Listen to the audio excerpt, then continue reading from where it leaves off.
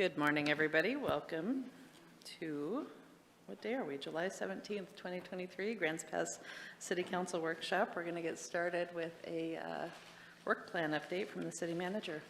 Great. Hi, Aaron. Thank you, Mayor. Good morning, Council. So I just want to start with a quick review for those people that may be tuning in. We have a strategic planning process that is a very collaborative approach where you receive information from all your advisory committees, the general public, staff, and yourselves. You bring all this information together, which determines and prioritizes ultimately your goals for 1 to 3 years approximately. And that is then ultimately adopted after your 3-day session in strategic planning, which then develops a work plan, which is what I'm talking to you today about. The work plan goes to directly support the strategic plan and provides the meat and potatoes on how those things would get done. And I wanted to report to you the success on that. It's my honor to be able to be here today, and what I'm reporting on today is a team effort. It's a team effort, as you will see, that is a culmination of the community, you providing policy leadership, and professional staff being able to implement that. We then, after we have a work plan, we develop our budget. The budget is adopted, which allocates our resources, and we move forward to implementing your strategic plan through the work plan and the adoption of the budget. So our work plan is established. If you have an opportunity to take a look at it, they are SMART goals. They're specific, they're measurable. We know what type of relevancy and assignment they have and what time commitment is needed in order to accomplish your objectives and tasks. Altogether, you have 5 primary goals. Councils always come out of strategic planning stating that enhancing community safety is usually the #1 goal for you as a council.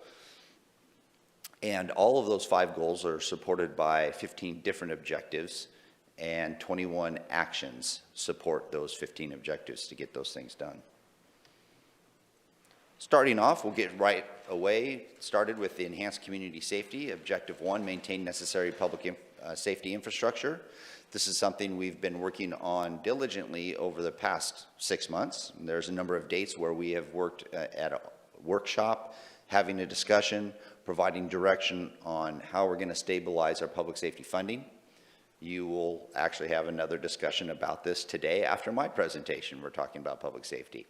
Council has provided direction to renew the levy at $1.79 for 5 years, and you're going to be taking action on that this Wednesday with the approval of a ballot title and an explanatory statement.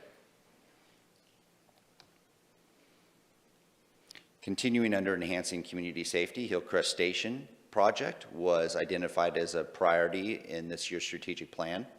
Hillcrest is one of 3 fire stations that we have, and it is the oldest of the 3. So it is the one that has the most maintenance associated with it, and providing future services to the community is something that we need to discuss. We did have some issues with the alerting system this year, which was repaired. So that's all in order now.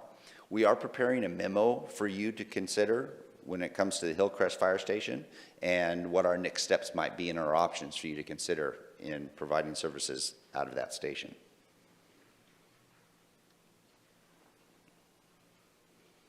Continuing under enhanced community safety, we're moving to objective 3, which is posture Grants Pass to be a leader in addressing homelessness, mental health, drug addiction, and related issues. Now, there are a number of items in this, and I think one of the takeaways is the City of Grants Pass has been a proactive participant in a number of different local groups all the way up to the state in order to try to further this goal for council. We've partnered with Josephine County.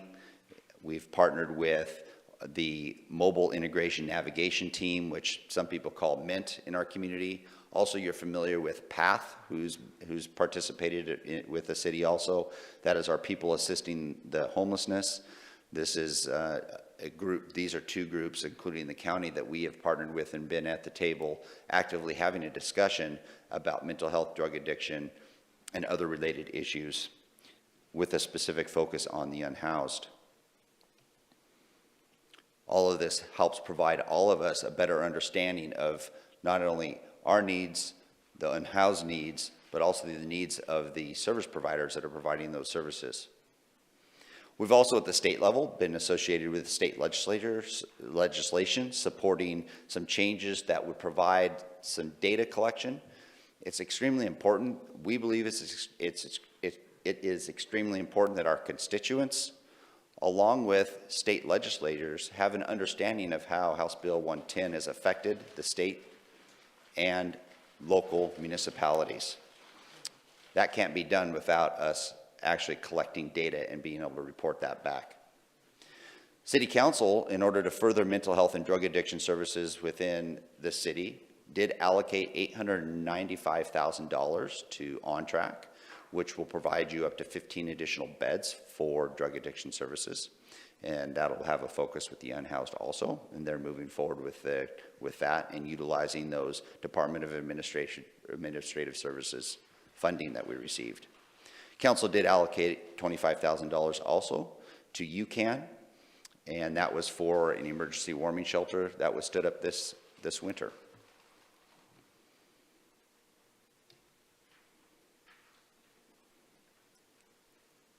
And just continuing down that road are some other special marks with regards to us continuing to work with PATH and others within the community to try to figure out really what our needs are and how we can accomplish furthering mental health and drug addiction services.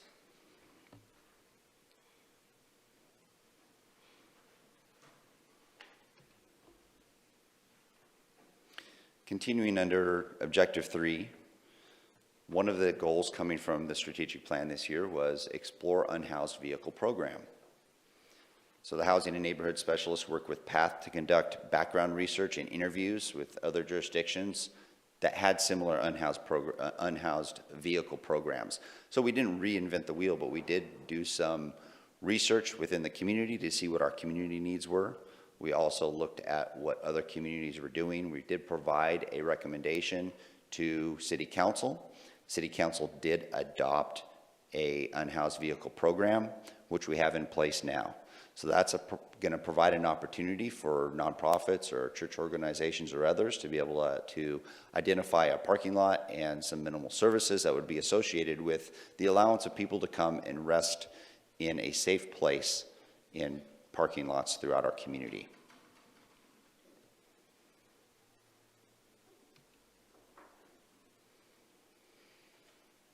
Work with state and local partners to establish a homeless shelter site. So we've met again with a lot of local partners to discuss the formation of a navigation center. There's a group that has made a lot of headway when it comes to a navigation center and some potential associated services associated with that. Local community partners did meet in June 12th to also get out a survey to see what the needs are for a navigation center. There's a lot of concepts and ideas out there about what a navigation center could look like, what services it would provide, and this group has done a great job in trying to reach out to those service providers and other community interested people to figure out what they believe the best service level is for our community. The Mid-Rogue Foundation is applying for grants to help begin a navigation center and get grant funding for capital expenditures for this. Continuing with this is the group that we've been working with and we've been at the table with has identified a potential site and actually has a tentative agreement with that property owner, and it's contingent upon finding funding to purchase the site, which would then provide an opportunity for a navigation center and additional services for the unhoused. We've also met with the UCAN to have a discussion with regards to preparing for a cooling or clean air shelter that might need to be stood up this summer and helping UCAN in any way we can to make that happen. One of the things we've done to help with either UCAN or a group that might stand something like that up is we do have some air scrubbers which would help with the ventilation and the breathing associated with standing up one of those centers. So we have some equipment for them to be able to use.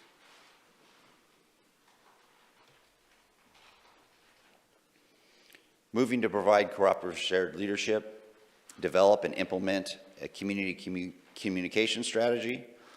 We have done a lot. Our housing and neighborhood specialist has created a layout for a new housing landing page. We're going to hear a little more about that in another goal. We've begun work in doing a marketing plan for housing, which is important, as well as our annual action plan to increase awareness to developers and property owners and potential applicants to what is available for resources.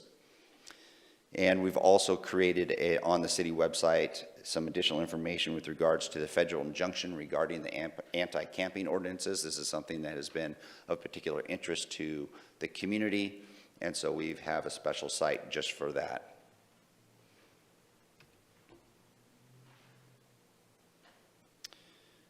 Just looking at some of our numbers, based on our community outreach that we've done, the city did surpass 7,000 followers on Facebook. That has been great. Our information officer has been key in getting those numbers up.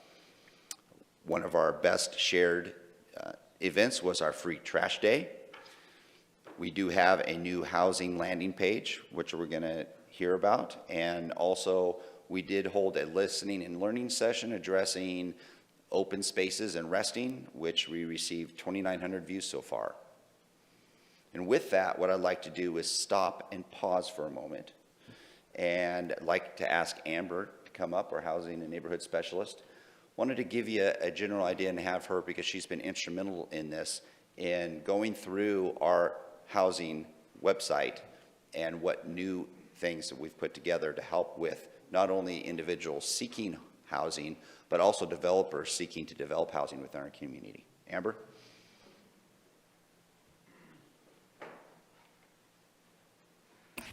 Hello, I'm just going to pull up our website here really quick. Let's see. I'm going to open a new tab.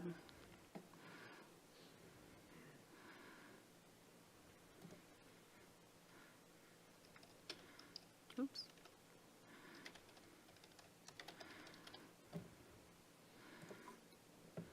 All right, so before we had a housing landing page, if you were looking for housing information, you pretty much needed to know how to work a search bar, which isn't great when we have things like incentives that people don't know about, so they don't know what they're searching for. So it was identified as a strong need to get some sort of housing landing page to have that information easy to find. So now we have the housing landing page right here under community development. As we click into it, we come in and right off the bat we see whether we're looking for housing or you want to build housing. So looking for housing, I do get a lot of calls throughout the months of people who are in this situation. It's not really the city's spot to give people help with that, but I can point them in the right direction. So this should kind of alleviate a little bit of that as well, to help people find some of those resources when they're looking for housing, whether they can afford or whether they qualify for affordable housing. And then we have some FAQs about looking for housing, affordable housing. And then you can also click, I want to build affordable housing. There's a little blurb and it directs you to our affordable and market rate housing developer resources page. We put these together because both are very important. And so our resources do send us to this page. Here we start out by listing all of our incentives and financial tools. A lot of them are affordable tools. We have the SDC grant, the CET information, the urban renewal funding, community development block grant, how we use our city surplus property. This is also a good point for me to bring in that this is a growing web page, so we are continually filling in more information. And I do want to encourage everybody to take some time and go through it, and feel free to email me if you see any updates that need to be added in or connectivity issues. But yes, we have vertical housing development zone tax exemption, and we also have expedited permitting. And then talking about some of these code additions that have recently come through that help with housing development. That's also going to lead to our sidebar items here. So the top one is those developer resources. That's our most important thing. We need housing developed. We also have fair housing information on the side. This is just a good thing for cities to have access for people to know how to get fair housing information, fair housing resources. All of that information is here for our residents. We also have our wonderful accessory dwelling unit building plans. We worked really hard to get these building plans put together, pre-approved, and so now people don't have to already know about them to come and stumble upon them and find them. They're here and easy to find. All the information is there, as well as a little blurb about success stories. Always good to see. We also have just the basic housing resources. This kind of expands upon the I'm looking for housing. We have our CDBG program where people can have renovations done when they're low income, help with that. But there's other resources outside of city incentives like Energy Trust. There's lead-based paint resources, all these wonderful resources that is money going out to communities throughout Oregon, and they should be going to our community. So we want our residents to be well informed. And that's the main basics. There is some connectivity that we're working on, and again, I really hope everyone can feel free to let me know if they see anything they would like to be added on or something that doesn't seem right. My contact information is right here on the side for anyone who goes onto the website. They can get right in contact with me. Do you have any questions about the website landing page? Okay. All right. Thank you.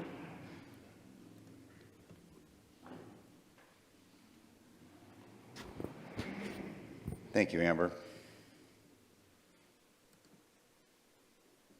So she did put a lot of work into that, but a lot of the work was, from our perspective, just making sure we had the right people at the table, providing us information with what their needs are, what kind of questions they have. And so we were trying to have that landing page for people. And I've been through it, you've just been through it a little bit, but we didn't even click on some of those sub-tabs on there. There's a lot of great information on there that I think will be very helpful. Moving to economic opportunities, facilitate an environment to encourage business prosperity and economic opportunities. We have, council just recently adopted and actually implemented its first round of grants for our sustainable tourism grant application. This is an opportunity to provide additional resources to help other groups within our community promote the wonderful things that are occurring here in Grants Pass, and to be a team effort with that. So that has been very helpful to a number of people, and we just started this program. Looking forward to tracking the success of this. Creating a permanent plaza downtown. We did execute and this is something we've discussed for years, and it's been off and on. Sometimes it was in the strategic plan, then it sort of went away and it came back up again. So it's gaining momentum, and this time it's gaining momentum in a great way. We have executed an agreement with James Love, a local architect, to prepare design options for our owl lot. He's in the process of doing that. And in the process, again, what we're trying to do is get a good group of individuals to give us feedback on what they want to see. So a survey has been developed and going out to the community, and we'll be able to assess what design needs and opportunities there are based on the feedback that we do receive from the community, from your advisory committees, and from you yourself as council.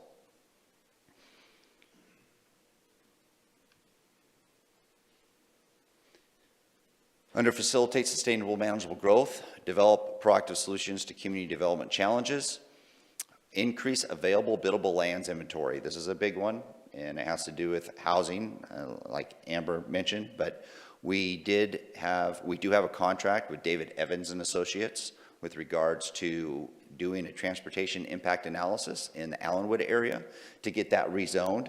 So just for people that may be listening in, what is that and what are we talking about? In order for someone to develop a piece of property and have it changed from a rural zone to an urban zone and actually develop that, you sometimes have to have an impact study.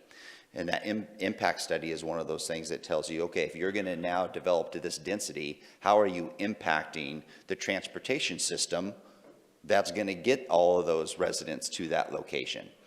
This is something that normally a developer has to do on their own individually. What the city council did about 2 years ago, they said, you know what, let's try to incentivize the development of those rural tracts, those larger pieces of property that aren't developed, by taking this item that is somewhat burdensome and does take some time, and let's get it done in advance and do it for the developers. So that doesn't need to take place. They can get rezoned, with a city urban zoning, and that TIA is already accomplished. This has been something that is unique in the state of Oregon. Cities have not taken this role on, and so we're treading through this, and it's all new water that we're getting into. So there's been some hurdles that we've had to address. A lot of the hurdles come from working with ODOT and ODOT's responses to some of our studies associated with our own transportation system plan and the needed additional surveys when it comes to impacts of those lands if they were built out to the highest density. So that's taken some time, and we're still working through that. We've provided, through David Evans and Associates, new numbers when it comes to how the increased density in Allen Creek would affect the transportation system. And ODOT did provide us with some feedback and said we needed to go back and do a little more work. And we're looking at resubmitting to ODOT again in August with those new numbers. Hopefully that'll be the last request from ODOT when it comes to additional information that they're asking for before they will sign off on a rezone in these areas.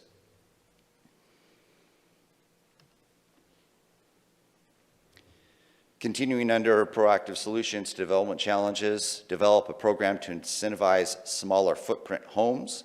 Our housing and neighborhood specialist concluded some research on lot size incentives from other jurisdictions, and we're going to bring this back to the Housing Advisory Committee for their recommendation to you in the third quarter ultimately.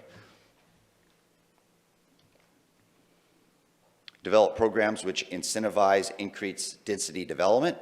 Based on feedback from your Housing Advisory Committee, staff is preparing a code amendment to reduce the amount of required open space for multi-dwelling projects from its current 30% to a lower ratio that will provide for additional density levels, and it will ultimately potentially be cheaper also for the developer. So it will help do that missing middle housing that we sort of have here in Grants Pass, which is one of those focus areas, in order for us to get density levels here within our city and then in the newer developed areas.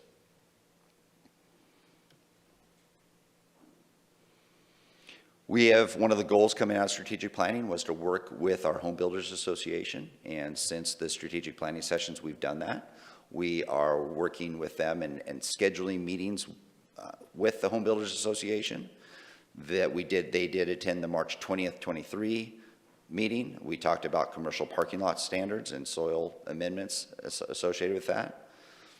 We have attended some of their meetings, and they've provided us with good feedback. Whenever it comes to housing issues, we have reached out to them. Brad has done a great job of making sure that they're engaged with the information that we're providing and getting that information and feedback to you. You do have another meeting coming up with them, and then we're going to be discussing infill options in the upcoming, one of your upcoming workshops, and the Home Builders Association will be in attendance for that meeting also. Encourage an environment which provides for growth of affordable housing opportunities. Support and encourage the development of 225 units of housing per year. We have executed a funding agreement with the Housing Authority of Jackson County and Josephine County Community Development Council to utilize ARPA dollars to purchase land. They have purchased some land on the corner of Allen Creek Road in Harback, and it is proposed that they will build 68 new affordable housing units with that and those dollars that you've provided. You did provide them with $300 million of ARPA dollars to help incentivize affordable housing, and they're moving forward with that. They're utilizing those grant funds that you provided for the purchase of land, and then they're funding it through other mechanisms.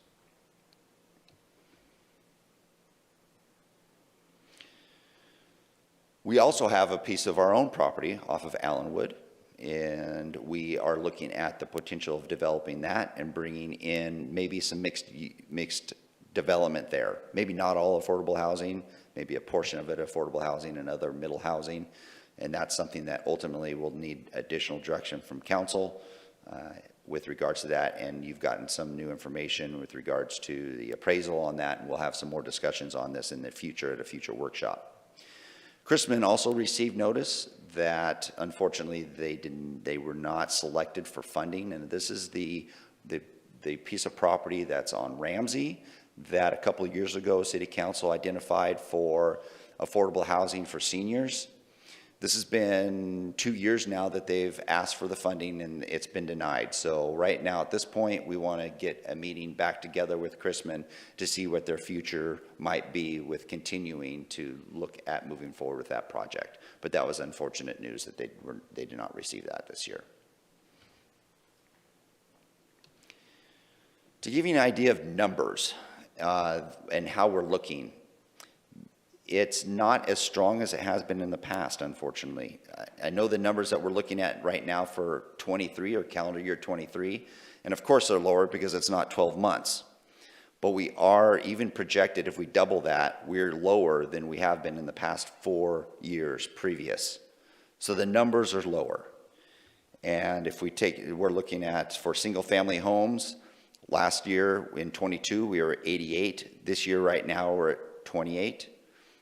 With the average, you could take a look at those, but multifamily and triplexes and those kind of things, multifamily was 40 in 22, multifamily this year is 16. So the numbers are lower in all categories, except for quadplexes, which might have to do with the middle housing codes that have come out. Taking a look just at it month per month, every month we are lower than the average, the 10-year average. So the economy has slowed down to some degree when it comes to new homes being made here.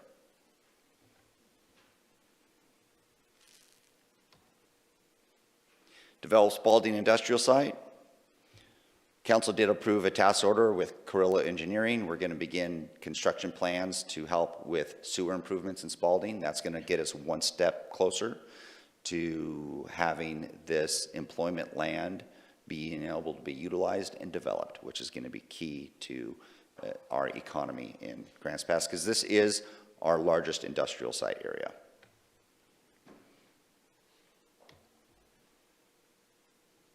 Have some good news here when it comes to ensuring park infrastructure needs are met. We did apply for $350,000 a few months ago to the state of Oregon, and we just received word that we have been awarded the $350,000. So what does that mean? That means we're going to be able to start development of about 12 miles of hiking and biking trails in Dollar Mountain. So that's quite exciting that we did get that, and we're going to be able to move forward with that vision, which occurred a number of years ago to try to develop that as a destination location for biking and hiking.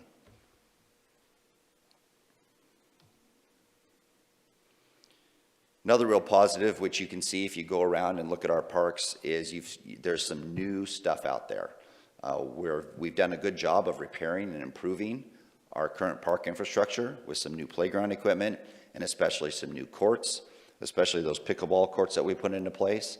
There's been a number of new pickleball tournaments that are in place now, and that is due to the identification and the work that we did to partner with the tennis clubs and the pickleball clubs locally to come up with an agreement where both parties felt as though they were being served when we were looking at improving the courts. That was, again, we were trying to make sure we got everyone at the table that needed to be there to give you a recommendation on what we should do with our courts and how we should revitalize those. So we were able to do that. We have a number of great pickleball courts in place, and there's been some local tournaments that have been benefiting from the infrastructure that we have put in place. We did purchase 11 trees to be planted in the downtown area, and the Urban Tree Advisory Committee, when it comes to tree infrastructure, has recommended planting 30 trees downtown in September of 2023. So this fall, we'll be planting some additional trees in the downtown area.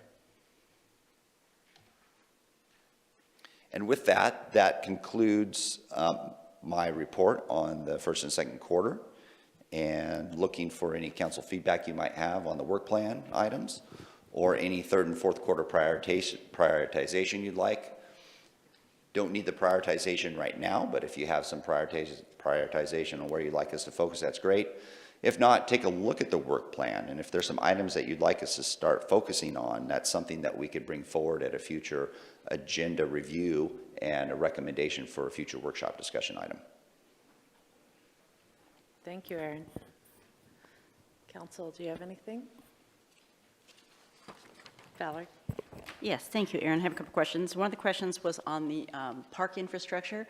Was that, I think there was like $700,000 when we sold River Road Reserve that we set aside for upgrading the equipments and things at the park. Was that the money that was utilized in putting in the new courts and new playgrounds? I know That we was did get that some maintenance and repair item. We originally, like 2 or 3 years ago, had 860,000 or something, and we've been spending it. Okay. So it's Good. gone down, but it's been spent for a good purpose, and Yeah. the whole community's benefiting. No, I agree. I think that was Yeah. important because that's what we wanted to be Yep. spent. And I don't know if there's any of it left or. We do have, I don't know the budget amount, I know $500,000, $600,000 or something like that. We are still able to continue a proactive approach to looking at the facilities Okay. and getting them up to a great level of service. Okay, and that's great that we went for the grant and received the grant. I'm assuming there's going to be no complication from the county still owning a piece of it, or? The original plans that we have are primarily all on the city-owned Dollar Mountain pieces of property, except for a small ridge piece. That is still something that we need to address sometime in the future, and maybe that's something that the mayor and council president and city manager can bring forward at a future joint meeting with the Board of Commissioners on looking at the acquisition of that piece of property or some kind of easement or something along those lines. Okay, all right, thank you. Have you heard whether anybody's doing a cooling shelter this summer? I have not been told yet on someone standing one up. We have been working with, as mentioned, Amber's been working with UCAN to let them know that we're ready to go. We have the air scrubbers if they need that. In talking with Sean, the director for UCAN, they're the ones that would probably be the ones that would set that up, just like they did the warming center, but have not gotten any requests yet from them for any kind of assistance. Okay, yeah, I've seen some questions from the public about that. And Yeah. again, it wasn't us who actually activated the shelter last year, but it was, I think the Universalists had one at their church, and I haven't heard anything this year. The positive is council did take action last year to develop a process, just like we did for the safe parking lots, to where someone, and it doesn't have to be UCAN, has a way of standing one up.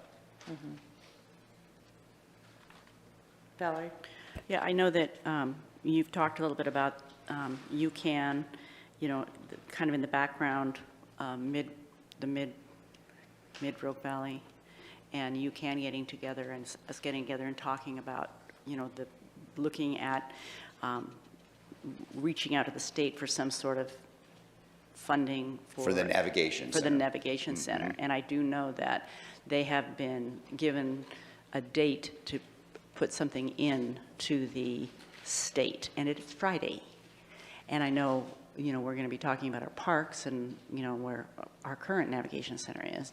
And so I don't know whether it would behoove us to maybe as a council discuss that on Wednesday night and see if there's any way we could add a letter, the council backing that. I'm thinking ahead of where we're at, whether there's information. Because I do think that it would be important to have some sort of backing from the council on that. We can reach out to them and ask if they would like us to do something along those lines, and if so, I can bring that to the mayor and to council president at the meeting on Wednesday. Okay, thank you. Has the survey for the downtown plaza, I know it was intended to go out or be live, I guess, July 10th, and I meant to give feedback and I didn't, but do you know if it's live now? Brad, you might be the one that would be able to better answer that. Yeah, we wanted to align the timing of the release of that with the first utility bill mailing, because one of the main ways we're advertising, we're putting a slip into the utility bills that has a QR code that people can do, or a little, tiny URL that people can type in. So, and they are stuffing those. We're going to do a round of, I think, 5 stuffings, and I think the first one is tomorrow or Wednesday. So it will become live tomorrow or Wednesday to align when that first mailing goes out. Okay, maybe I missed the boat on that. Other questions, comments, council? Vanessa? I I don't have a question, but the website that Amber created was wonderful. I'm hoping to see something similar for the climate-friendly and equitable communities rulemaking process that we have to implement. I know the spirit of that is public participation, so I'd like to see Yes. something like that. Thank you. We'll take a look at that. All right. I guess that's all we have for this topic today. Thank you, Aaron. Thank you, Mayor, Council, for your policy direction. You make it easy and fun for us to be able to move forward with these quarterly reports. It's great to have that clear direction from you. Thank you. And next up on our agenda is public safety funding. Is that also going to be you, Aaron? No, we're going to start with JC. Okay.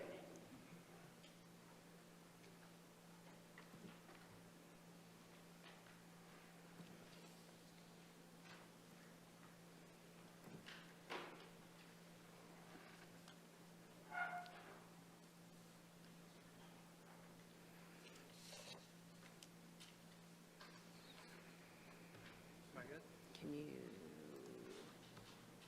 Do I need to hide this?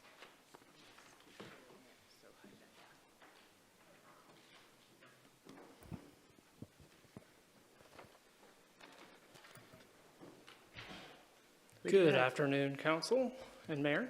Hello. I'm back here talking about public safety funding. Today, I'm going to recap a lot of previous information for further council discussion, as well as go over some maybe new things or change the perspective of how we're looking at public safety funding, along with talking about our capital improvement policy. And our relationship to council goals is to enhance community safety. So as a reminder, this is not a new thing. This is a trend that's been building over the last 10 years, that public safety is more expensive than the revenues that it's bringing in. And that includes not only the permanent rate for property taxes, but also the levy as well, and any other kinds of public safety revenues, which can be grants or anything else that is chargeable through the public safety. As a reminder, the nexus to service, when we look over the past 5 years of call volumes, you can kind of see that that breakdown is about 50-50 when you look at the residential to commercial call load.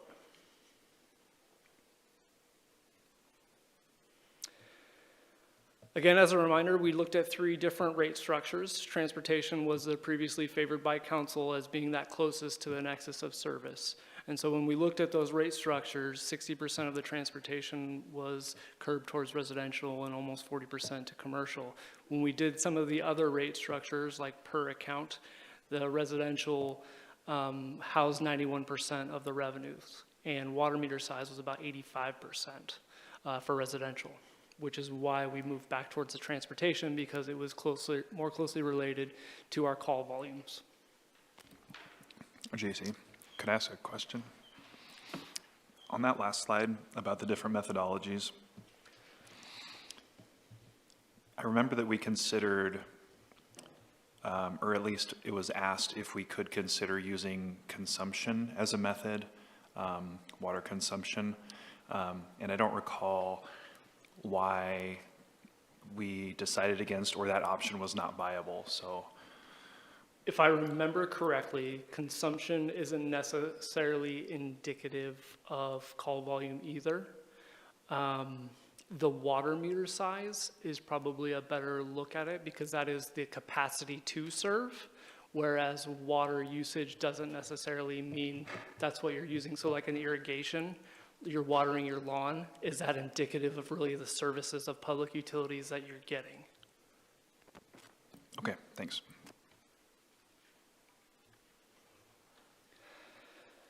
And as a reminder for that transportation rate structure, similar to the transportation utility fee, school districts, county governments, city governments, and special districts formed under Oregon law as local government would be exempt from paying the fee, provided facilities owned by these agencies are used for governmental purposes. And to go over the levy and utility fee revenue, so I have a packet of stuff on the dais for you today. And as a reminder, this is one of the large sheets. It's that matrix. that goes across, and on the left is the levy revenues, which we are taking to the business meeting on Wednesday at $1.79 for 5 years. And then on the top is your potential public safety utility fee revenues in alignment. And those green highlighted boxes are the potential revenues that would be needed to cover public safety. And as a reminder for the public, so they can see, this is what that sheet looks like.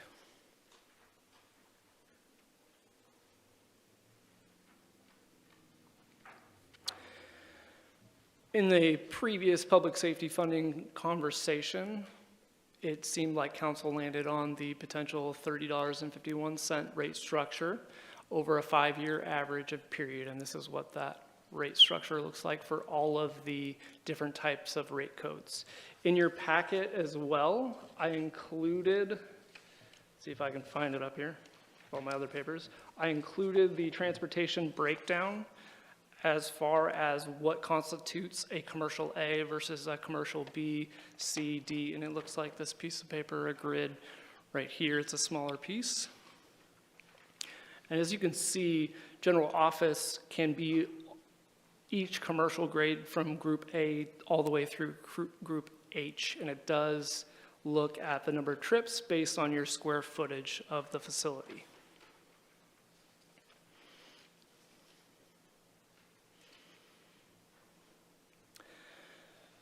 After the last meeting, some of the questions we got were, what if we didn't do a 5-year average? What if we did a tiered structure of the fee? And this is potentially what that would look like. And so what we're showing here is the potential estimated levy revenues and the estimated utility fee revenues that we would need.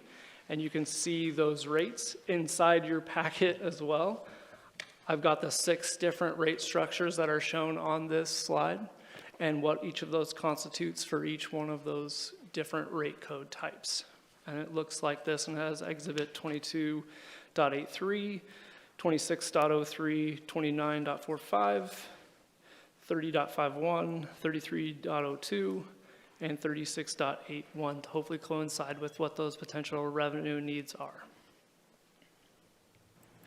Quick question here. That is, I'm assuming that is residential. That is the single-family residential rate. And then, yes, the corresponding single-family residential and all of the other rates are included on this Short sheet. this 6-page kind of flip sheet that I have here. Okay. All right. Thank you. Can I ask a question? Brian has a question. Thank you. On the last slide, so for commercial A, the fee would be $101.70 per month. That is correct.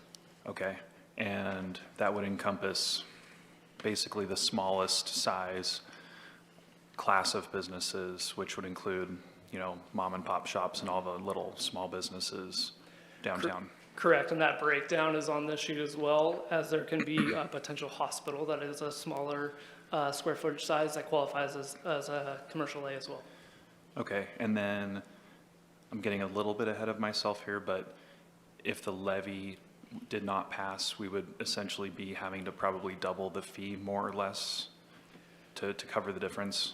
So then that fee for commercial A would probably be more in the neighborhood of $200 per month. Potentially, if that's the decision that council wants to make as part of the policy to retain the services that we currently provide. Okay, thanks.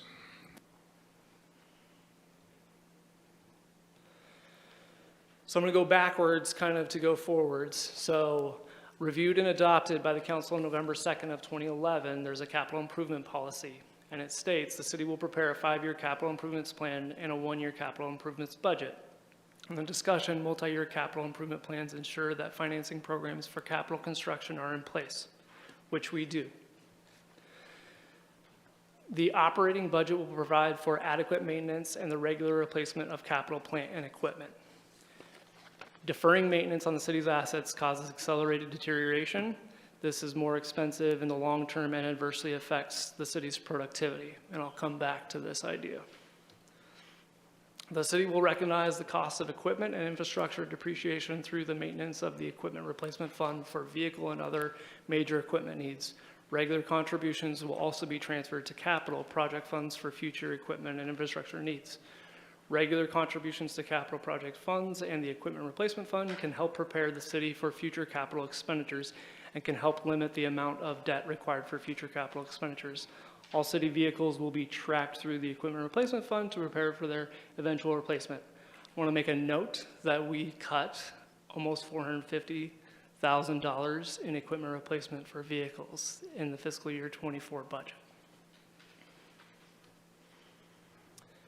For city governmental funds, which is the general fund, when a future capital need is identified, resource contributions will be made for capital project fund or equipment replacement fund to provide for the majority of the estimated purchase costs by the planned year of purchase. General government funds will plan for all future capital purchase needs for the projects or equipment with costs in excess of $100,000. So what are we currently doing in the fiscal year 24 budget? We have zero contributions being made to those kinds of things out of the general fund. So I have small equipment replacement. Now, small equipment replacement doesn't necessarily constitute $100,000, but when you add these radios up, it's over $500,000 that is to replace the entire system. So there's a huge liability out there, not necessarily in our assets, but our small assets as well, and we're not making those contributions. So medium facilities, we don't necessarily have any contributions for any large park play structures or small park play structures, and even the city hall elevator needs to be looked at, as well as some of our large facilities. So I know we've brought up previously, like the city hall HVAC. The city hall roof and gutters has been recently identified as needing to be replaced. We do have some police and fire station issues, as well as Caveman Pool. JC, what was the amount you said was not, was cut on, I don't have a page number for the slide, but it was number 3. It's about $450,000 that we did not contribute to our vehicle equipment replacement this year. Okay, thank you.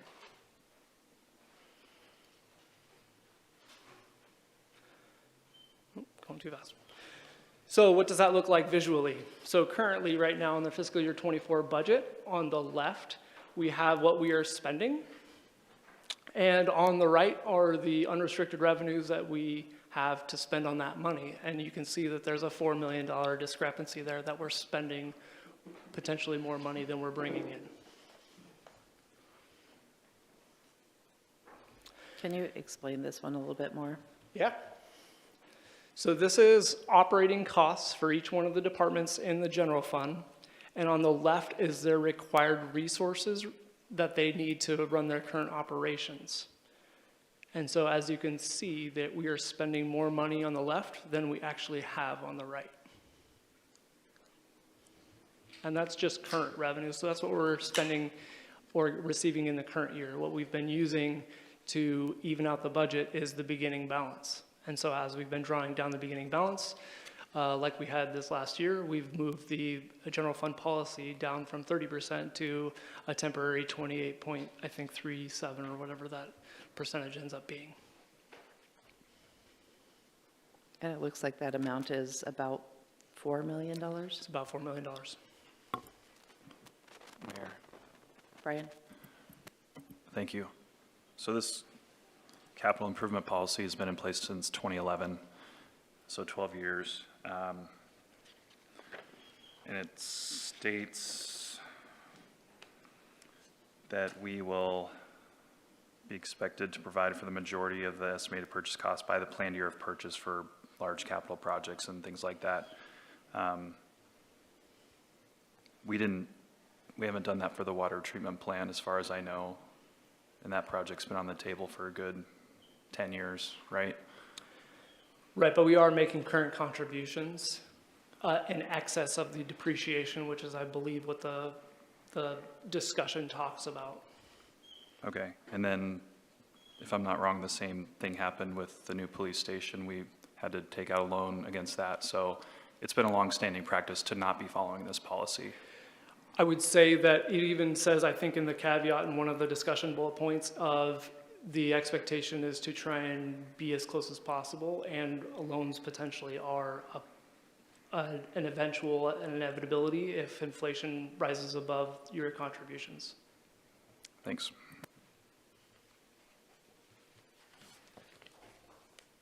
And I will like to go on to your point.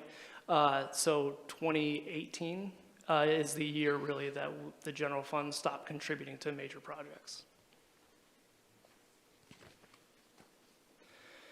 So in December of 2022, the main report was issued. The purpose of the facility condition assessment is to obtain basic asset information for city-owned buildings, assess the condition of those assets, and quantify the extent of current deferred maintenance, as well as identify the necessary corrective actions and capital repair and replacement needs moving forward. So basically, we had somebody come in and look at all of our city assets and see where we were. So most likely, these are underestimated with current inflation, but the general fund, which is police, fire, parks, and admin, had potentially for over the next 20 years a requirement of over $16 million in deferred maintenance. And then over the next 6 years of that 16, they identified about $5.3 million that we would need to bring attention to. Outside of the Meng report, in the same 6 years, we have some updated projects, some other equipment, and some other future needs that aren't in that report. So in fire, there's some equipment replacement and things as such, but there's also some other projects in there that I know some of these departments would like for us to take a look at, but they are not included in these numbers. So an example would be for fire, potential training upgrade or immediate Hillcrest Station upgrades. This does not include any of those dollar amounts in that number. Same with police. We currently lease an evidence facility, and potentially they would like to bring that in-house at some point in the future. And then parks, this does not include Caveman Pool, any of that facility upgrades. And then in admin, part of this number does not include the Welcome Center, but this number does include City Hall. But what I'm talking with Guy, the replacement of the roof and gutters, the project that we just had an outsider look at has more components than the Meng report actually identified need to be either replaced and or maintained.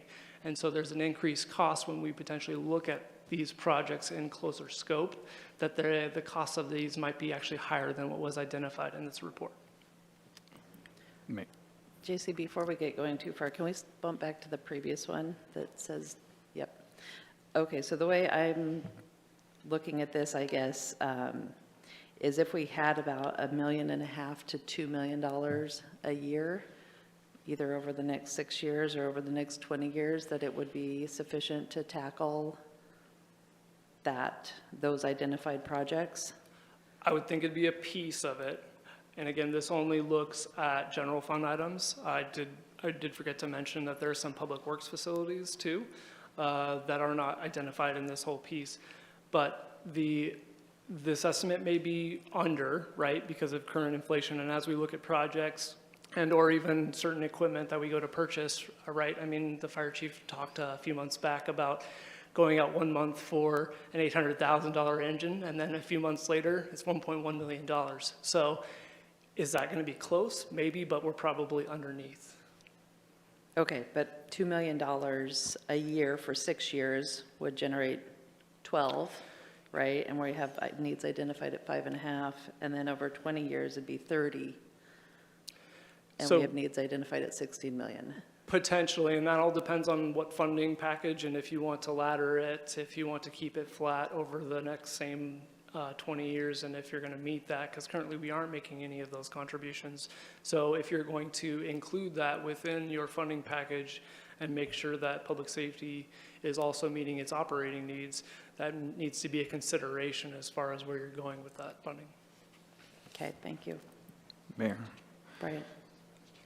thank you. I'm glad you brought up Public Works. I know that they're in a little bit different category here, but just for council, just to recall, and then Jason, correct me if I'm wrong, but I think I remember that we're underfunding the water distribution maintenance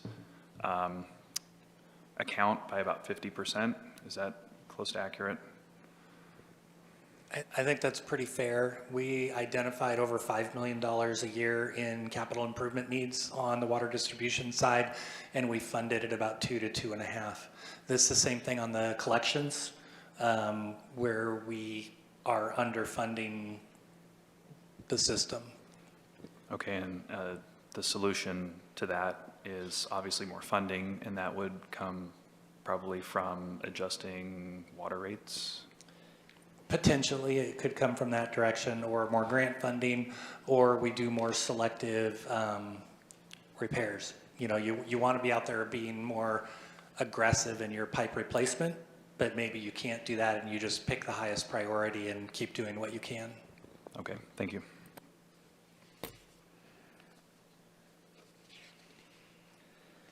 And just as a reminder, with all of those numbers I just threw out, we are currently contributing 0 to those kinds of projects. And again, here is that expenditures on the left based on the revenues that we have in the current year. And that gap is about $4 million. So if we were to add that potential $30.51 single-family residential rate structure, this is potentially what that would look like for public safety revenues in comparison to public safety operating expenditures. And you can see, and maybe you can't, but it's pretty close to being a little bit over the requirement. And that is a 5-year average that we're looking at, but this is just the fiscal year 25 year budget as projected. Now, if you take that projection out the full 5 years, here's what public safety revenues next to those expenditures would look like. So you can see in the first couple years, we're either at or above, and that's a fully expended budget here. And so we are, again, hoping that there's potential savings. And again, we can carry those dollars from the first year into the 5th year.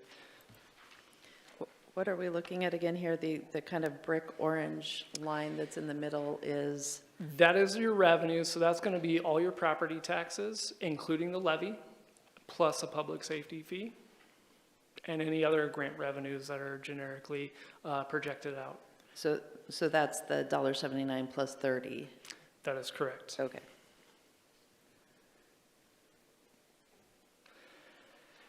And here's what the same idea looks like as the more laddered approach. And that goes back to the previous slide with there are 5 different rates over the 5 years. And as you can see, these are slightly below the expenditures as far as 100% budget, meaning that we plan on hopefully having some savings there year in and year out that will hopefully cover the operating needs. And the same, it's $1.79. All the other property taxes, and then the different rates, which is this handout with the 5 and 6 different rates here. So starting at your $22.83 and then moving up to the $36 as the previous slide kind of showed visually. Yeah, I am a little confused, so I'm going to have to go back a little bit just Yep. to tell the difference between the flat 5-year fee,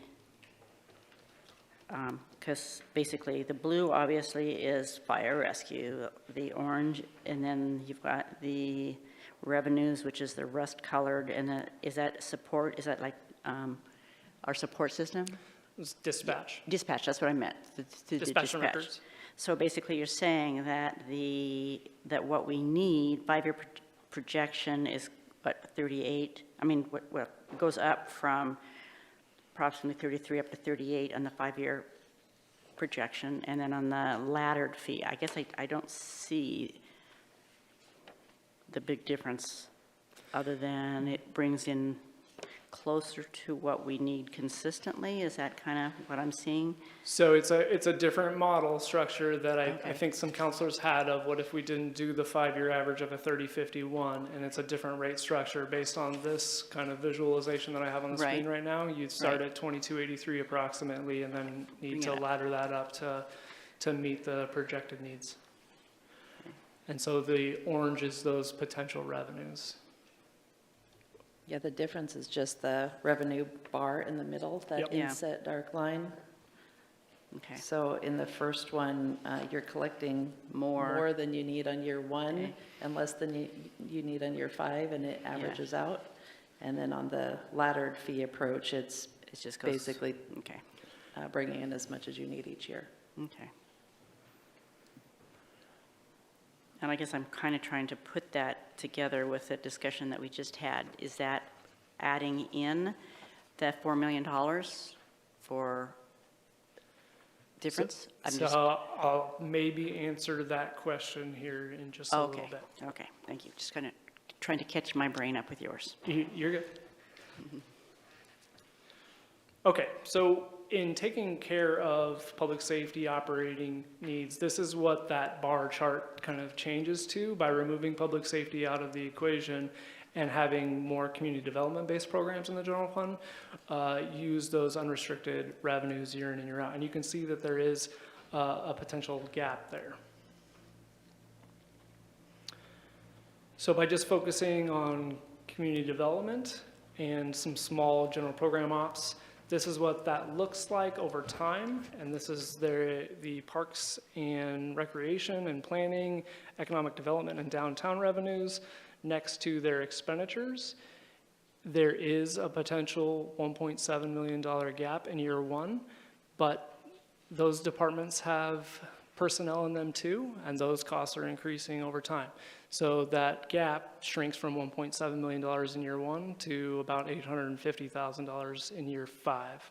So the question has been, by adding these revenues, are we just creating a $6 million windfall? Well, no, it's not as big as it may seem, and potentially the recommendation by staff would be taking a look at, through policy decision, of shoring up some of those assets and those facilities and making sure that they are accommodable. Which brings me to the call to action. It is council's discretion. Hopefully I'm here to answer any questions. On Wednesday, we are taking the 5-year at $1.79 per thousand with the levy ballot title and levy explanatory statement. There is kind of a staff recommendation here at the bottom if you are serious about instituting a public safety utility fee.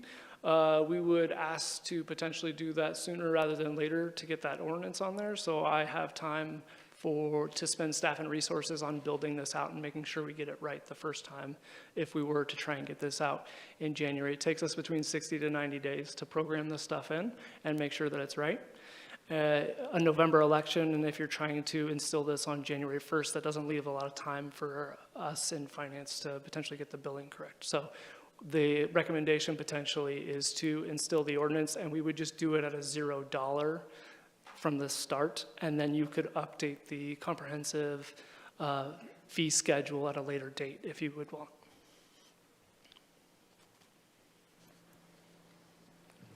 Thanks, JC. Questions? Rob? This goes, I don't know, back about 15 minutes and to something that Brian mentioned. On this piece of paper, this chart, yeah, this sequence of, so this is, there's roughly 5 different pages here that depict each one of the 5 years. Is that right? Yeah, so this includes the 30-51 flat 5-year average, and as well as a step-up model that it's a little bit over $3 each year to step up. Right. So the final step is for single-family residential is 3681. Is that right? That is correct. Okay, so that, on that year, this is, I believe Brian mentioned this. So for commercial A, 5 years out, it's 122.89. Okay, so, and if we had no additional help from any other source, in other words, a levy were to fail or whatever, we could potentially, if we were looking at this as our only funding source, it would be likely that these figures would be, the monthly fee would be roughly double. Roughly, if you're going to make that estimation, yeah. Okay. I realize we're not, okay, that's fine. Thank you. Is this entire handout all the stair-stepped approach? That's, Yes, and even in the middle there, that 30-51 is the average 5-year. So it should go in pretty much order with the 30-51 in the middle. gotcha. So that's what actually, that's kind of an extra one in terms of being like a separate option from the stair step? Okay, I just tried to put them in order so you can kind of see the progression of the total dollar amount. right, gotcha. Rick? Thank you, JC. So when I look at the large printout in the 3051, want to back up a little bit. The $1.79 is just property owners. The 3051 would be utility people based on transportation. If we wanted to introduce a third source of revenue, if we were to look at a 1% sales tax, that would take in people that live in the county, tourists, and so forth as additional source of income. What effect could that potentially have on the 3051 if we did, say, a 1%? Do you have figures that would, I realize the biggest difficulty is we don't have the information to say how much the 1% would generate. Is that? You know, I haven't looked at potential figures, being that council hasn't necessarily had the full-scale appetite to go down a sales tax, which is why that information isn't presented here today. But in looking at the ordinance, in the sample ordinance that we sent out on Friday, council always has the discretion to change the structure or the rates as far as what is being charged. So if you did and someday instill a new revenue source, in theory, you could lower the utility fee if that's what you wanted to do, depending on the level of service and those kinds of policy decisions. Now, if you look back to 2015, Jay estimated about $7 million at 2%. Roughly, you take half of that as a 1%. I think if I could give you a generic number of what those numbers may be, so would that be, might be about $3.5 million. Okay, thank you, I appreciate that. Brian? Yeah, thank you. Actually, just to kind of tack on to what Rick's line of questioning was, I just wanted to make sure, and this might be a question for Aaron or Augustus, but council has the legal authority to implement a sales tax without a vote of the citizens. Is that correct? That is correct. As a home rule city, you have the authority to do so. Okay. And council, how many of you were aware that we could do that before about a month ago? Raise your hand. Really? Wow, I must have missed the boat on that one, because that seems like an option we should have been considering this whole time, and I thought the reason we weren't considering it was because it never would have passed a vote. So, all right, thank you.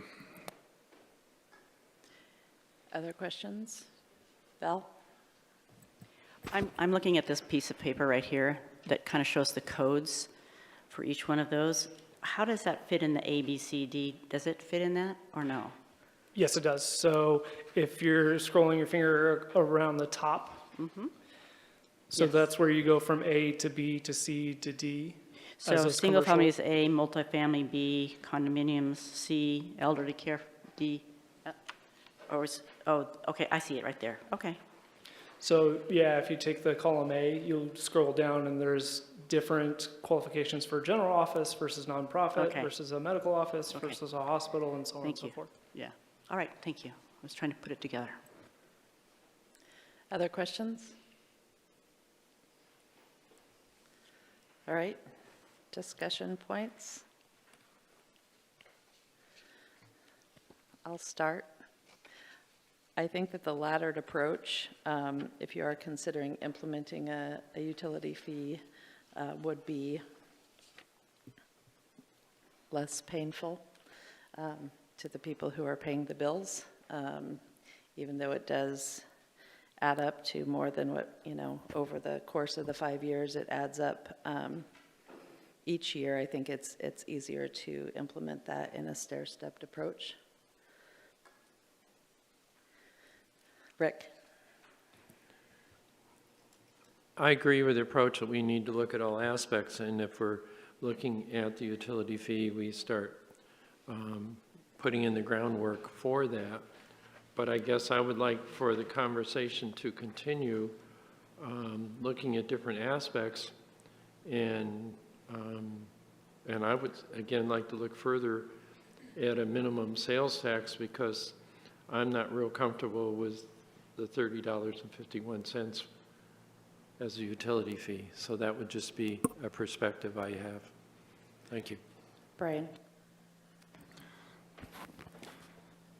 I would also be in favor of exploring a sales tax further. That mechanism has the greatest potential for bringing in revenue from outside of the city, from county residents and from tourists and other people from outside the area. And I think the citizens would really appreciate us looking at avenues that bring in outside revenue as opposed to putting it all on everybody that lives in the city. So I personally would agree with Rick and would like to look at the potential of a sales tax option further. Valerie? Well, I personally agree with the laddered approach. I have twice now been involved in trying to go out and get a sales tax and been slapped pretty hard that people don't want a sales tax. So I wanted the three-stool approach. I went out and fought for the three-stooled approach. It was slapped down pretty darn hard, so I'm going to go with a two-legged stool and say that's what we need. And yes, I'm just want to make sure, because like I said, JC's brain works a lot faster than mine does in this field, which is a good thing, that the money and the way that we factored it in with also gives the money to retain and make sure that we have the money for putting that $4 million back in, or no? That's the thing that I'm unclear about, is because we talked a little bit about, raising, the money, but then we talked about the fact that, at the end of 5 years, we have absolutely nothing in our replacement fee, and that's a problem. I always got to remember to pause. So yes, the $4 million, if you take a look at it by doing the laddered approach, I guess. Let me bring up some numbers here in front of me just so I'm saying the right thing based on. So we'd be looking at potentially adding in about a little over $6.4 million with that 22, I believe. And that would create a little bit of a gap, and as I kind of stated, that gap is going to decrease over time, and so it would give a little bit of a buffer to take away some of inflationary increases that we don't see coming, as well as maybe some personnel costs, future personnel taxes that the state potentially hands down, things of that nature. So yes, the $4 million would be kind of factored in with a $6 million package-ish. Okay, thank you. So that's what I would be in favor of, is the 5-year projection laddered fee. Can I respond to Valerie just briefly? The fact that we put the sales tax on the ballot and it failed miserably is true, but that's not really a valid argument, because if we put a $30 utility fee on the ballot, it would fail as bad, if not worse, than the sales tax.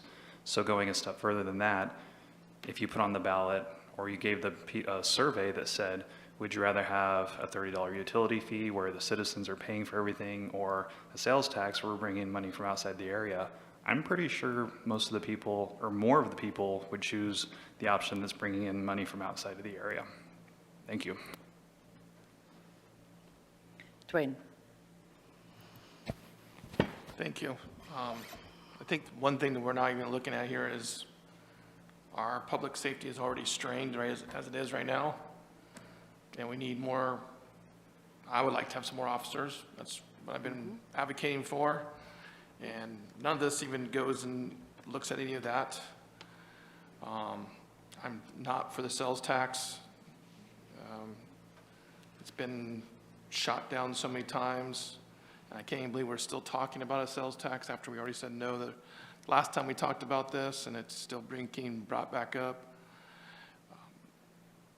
I am in favor, if you're going to do a fee, if this council is going to do a fee, you need to be upfront with the public and do it now, if that's what the council's gonna do. Because I think by putting the levy first and then going, well, $30 is not gonna be enough or whatever, and then going higher, you just kind of, it's not being really truthful to people.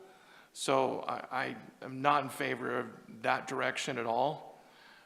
And $1.79 is basically defunding public safety, the way I look at it. We're gonna have to cut again if we don't do something else. So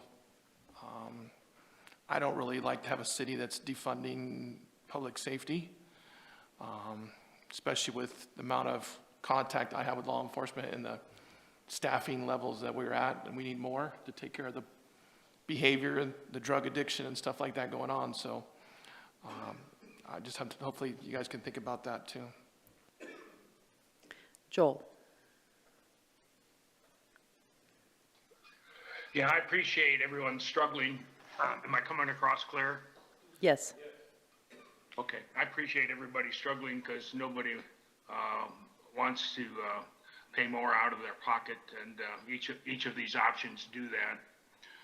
So I appreciate everybody struggling with what they're doing.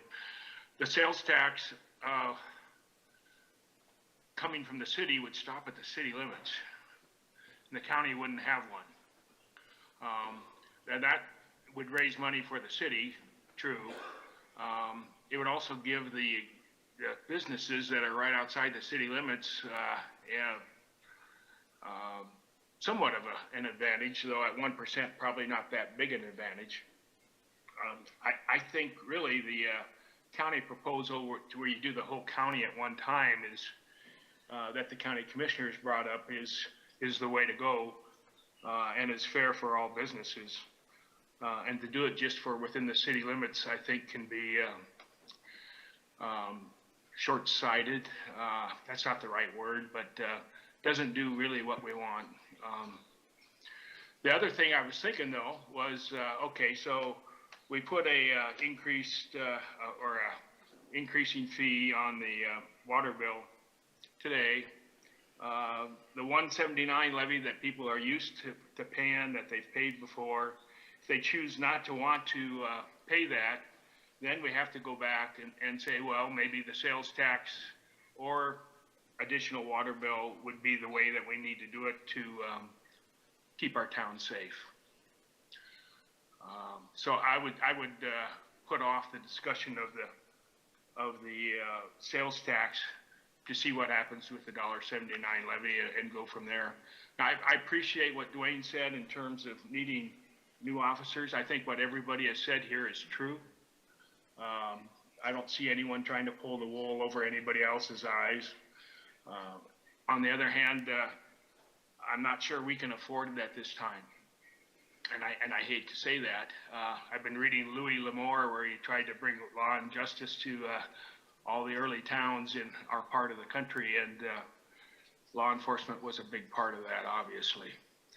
And we're kind of backsliding a little bit. So anyway, so just to summarize what I was saying, I would go with the adding on to the water bill at an incremental rate, put up the election at $1.79. If it goes down, then I think we need to look at income tax, even though, or excuse me, sales tax, even though it would only be within the city limits, or additional on the water bill. And what I would say is that it would just have different people, as we've all known for a while, pay for what is needed. So that the options are doing that. Well, thank you. Vanessa, then Rick. I do agree with the laddered approach for the utility fee, and I agree getting started right away on that. I would encourage council to, really consider the sales tax as a possibility. The levy at this time is not guaranteed, and we won't know the fate of the levy until November. So to ensure that we still have some type of diversification of revenue, that we're not solely relying on the utility fee, that may be another option for us. I would like us to have that discussion, begin that discussion as soon as possible so that we can iron it out as needed.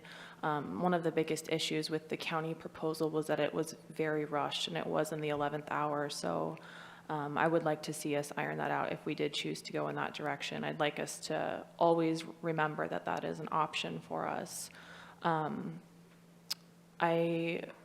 Another concern that I have is that the levy is woefully short of what we do need.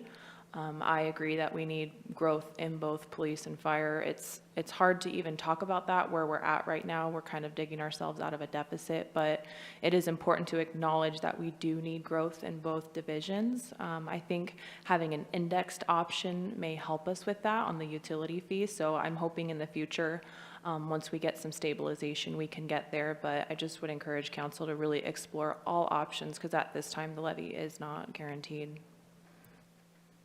Rick? I appreciate the comments that Vanessa's making. I feel it's important to look at all our options and have the discussions now. And she mentioned the 11th hour. I feel sometimes when you're in the 11th hour, you don't always make your best decisions. Right now, we have that option of looking at everything and seeing what's available. One question I do have, as we look at the potential of a sales tax, does the Board of Commissioners have the same ability to impose a sales tax, or do they always have to send it to the voters? I think that if my memory serves me correctly, it's in their charter that it has to go to a vote. Okay, thank you. All right, so again, I'm in favor of having discussions going forward. Thank you.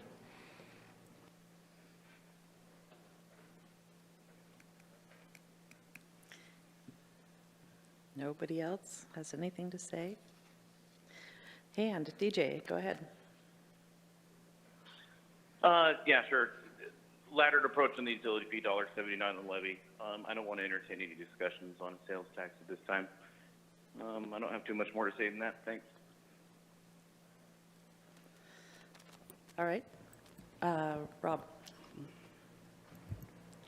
So, I mean, it should be obvious to everybody that if the sales tax were to fail in November, an option obviously is to put it back on the ballot in May, which has been customary. I think it was passed, I know at least once that way, maybe twice, but I know it was passed once in May. No, twice actually. So that's obviously, you know, would be, you would think that that would be option number one, I would think. As far as, you know, sales tax, we can have the discussion. I don't think, quite frankly, that it's going to be very complicated. You know, to me, one of the, there's several, but one of the most concerning things about a sales tax to me as a citizen, if I weren't sitting on the dais, especially one that gets enacted, you know, by decree, so to speak, is that, you know, no one could possibly trust that the council wouldn't be doing it every year. You know, there's, and that really would bring a lot of distrust with regards to the public for virtually anything that the council ever wanted or tried to do. You know, that was one of the issues in the 2015 sales tax. It was written well, I don't know if it was written poorly or if it was written intentionally, but the council had the right to unilaterally, without a vote to the people, increase the types of businesses that were going to be considered on that sales tax. The council could not raise that without a vote of the people, the 2015, but they could have raised the types of businesses, and that created an incredible amount of distrust. So just by decree, just automatically doing it, I just can't imagine having the public trust us on anything after that, quite frankly. But I think the number one thing that we would, you know, would almost be automatic is if the levy were to fail in November, we would put it back on in May, and we'd obviously have to be ready at that point to do something else very quickly if it were to fail again in May. Just to clarify, are you supportive of the $1.79 levy in November? Support of the $1.79 and also of the laddered approach, yeah, to the fee. Okay, thank you. Rick? So as we as counselors, as we sit here, I think under current conditions, our constituents do trust us. And I think as we go forward, if we don't exhibit good leadership in maintaining the city and the services that it needs, because we have failed to act and the city goes down the drain, will they trust us? So I'm not sure, there's a gamble there. I think we need, if we're convicted, step out and be aggressive addressing the situation to preserve the city, what we feel our constituents would like to see. If they're not safe, I don't know they're going to trust us either. So that's just another perspective. Thank you. Brian, then Vanessa. Oh, thank you. I just wanted to respond to Rob really quick on the prospect of a sales tax getting adjusted year over year. I don't understand that because we could do the exact same thing with the utility fee. And in fact, we are doing the exact same thing with the utility fee. We're having it go up every year, and it's council's discretion to figure out what that amount is, just like a sales tax is. At least with the sales tax, there is they are both decrees, as you put it, but at least with the sales tax option, people have some amount of control over how much they're paying by the amount of, discretionary goods that they're buying. Whereas with the utility fee, everyone's paying no matter what. They have zero control, zero choice, zero option. So, and I know everyone on council is going to have no issue paying this fee. It's not going to be a burden on anyone on the dais, but if you know our community, you know that we have a lot of people of very modest means that fee will be very burdensome for them. And the sales tax option does give them a little bit of control over controlling those expenses. I just want to say it will be a burden. Rob. Yeah, I agree with what you're saying, Brian. I also need to add a couple things. One is, it would seem as though the figure that few have thrown out about the 1% because it sounds innocuous, it sounds really simple, but the bottom line is every single person outside of that's not on this dais is looking at that as not 1%. They're looking at it as 1%. It's going to be a lot more. I've lived in 2 states where, at the time when sales taxes were first initiated, one of those states is triple where it started. The other one is over 4 times where it started. So, it's just comical to me that people would say, oh, 1%. Okay, we'll start with a 1%. The public isn't going to hear it that way. The public's going to hear it like sales tax is in, it's going to be 1% now and huge later.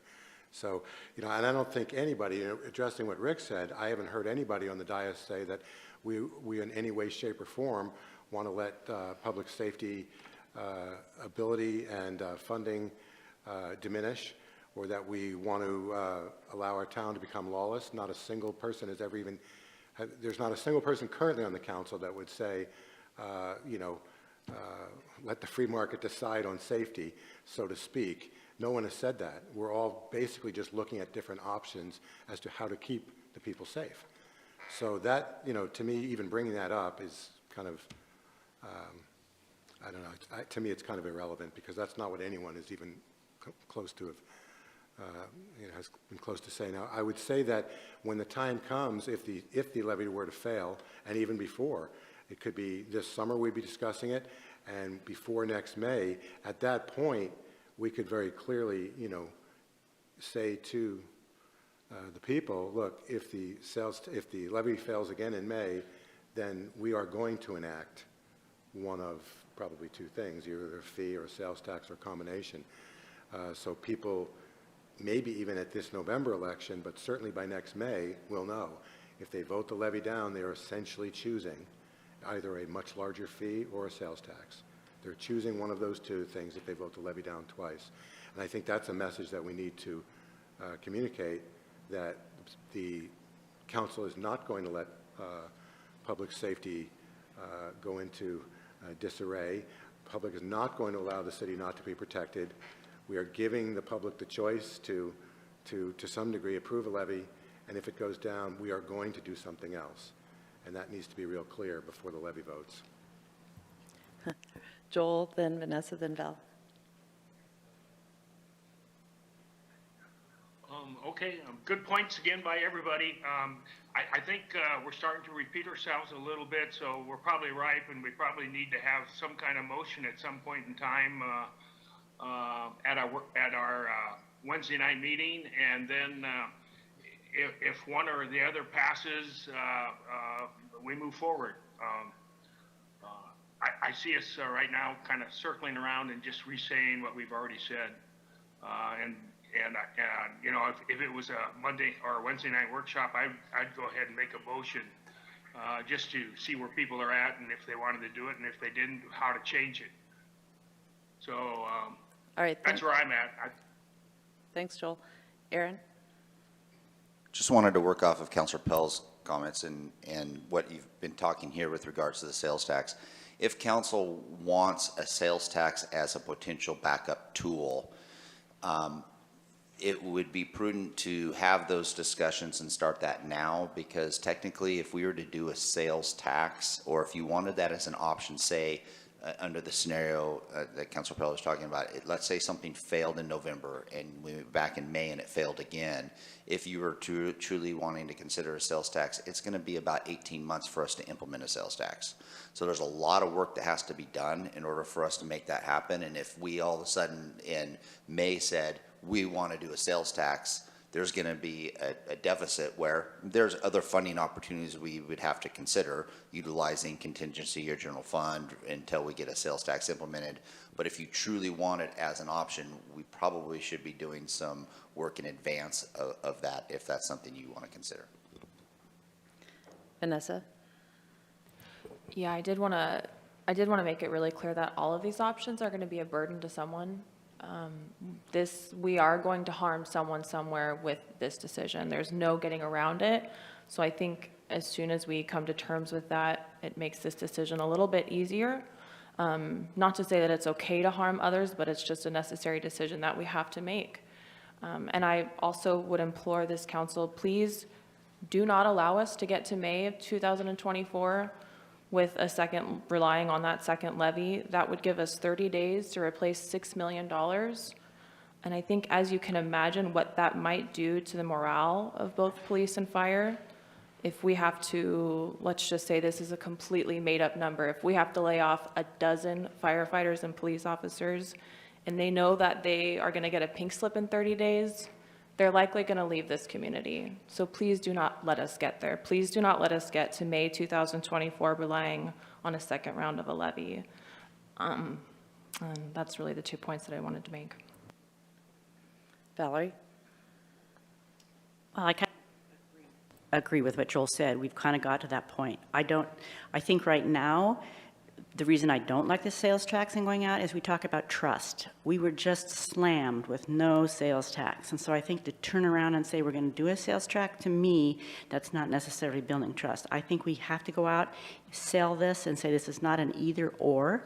We're not doing a fee or the levy. We need this much money just to move forward, and just that's how we sell it. We got to have it. And hopefully if we can get out, let people know that safety is our #1 priority, and we are going to speak in favor of it and be cohesive as a council. I think that's very important. And I agree with the sales tax, because when you implement a sales tax, you've got a whole bunch of things to set up ahead of time. We're not set up right now to do a sales tax. So that whole process of setting up a sales tax would have to, that was the advantage of going along with the county, is that they offered to set it up and they were going to collect it and we were just going to get the money. But that doesn't work if we do it individually. So there's a whole extra step that has to be taken. So I say, I don't know if we need to make a motion or you just need direction today. If I could facilitate. Yeah, I was just saying, Thank you. that's what I'm saying, yeah. We have 5 counselors who have spoken up in favor of the laddered utility and the $1.79 approach, but I think we do still have maybe a little space for discussion on what we were referring to as the gap or the general fund. So I don't know if JC, could you tell us again? Right now we have, I think it's around $4.5 million of general fund dollars that are being contributed to the public safety funding, and what is happening to them to that money in this plan?